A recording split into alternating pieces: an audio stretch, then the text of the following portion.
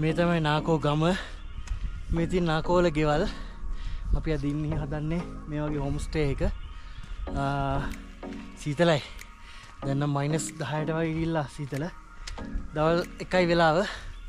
මේ බලන්න නාකෝ ගමේ පාරවල්. අනිත් ගම් වලට ගොඩක් වෙනස්.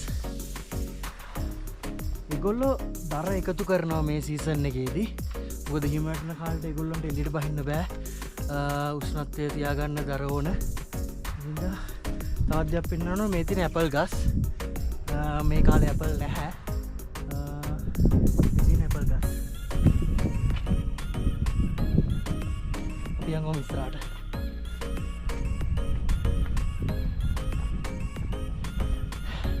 සීතලයි තොල් පැල්ල තියෙන්නේ. 11 අඩි වලින් ගත්තොත් මුහුදු මට්ටමේ දෙන අඩි 13100කට වඩා උඩකින්ද අපි ඉන්නේ.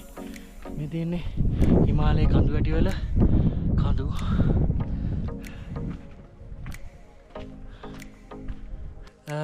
නාකෝ වල මේ ඉන්නේ හරක්, කිරි හරක්.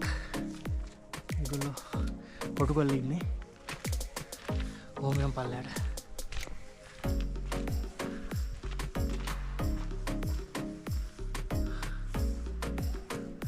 ගල් බැමි වලින් කොටු හදලා ඒ කොටු ඇතුලේ තමයි මේ හරක් ඉන්නේ, කිරි හරක්. හුම්බා.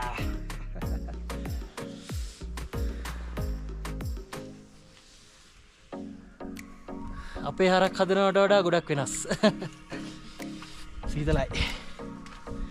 පියමු තව පල්ලයට.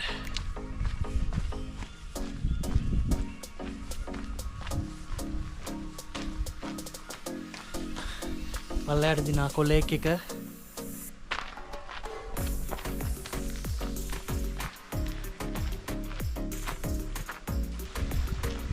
මම මේ ඉන්නේ නාකෝ ලේක් එකේ. නාකෝ ගමේ නාකෝ ලේක් එක. අපි ලොකු දුෂ්කර ගමනක් කියලා තමයි මෙතෙන්ට ආවේ. අඩි 13100කටත් වඩා උඩින් තමයි අපි දැන් ඉන්නේ. දැන් දවල් 12යි 12:00 වෙලා. හැබැයි උෂ්ණත්වය -5. ඍණ 5ක උෂ්ණත්වයක් තියෙනවා.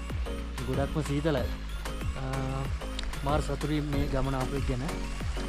ට්‍රැවල් විත් මම එක්ක හැමදාම එකතුලා ඉන්න. අලුත් මේ වගේ ලස්සන වීඩියෝස් වලට බලා ගන්න පුළුවන්.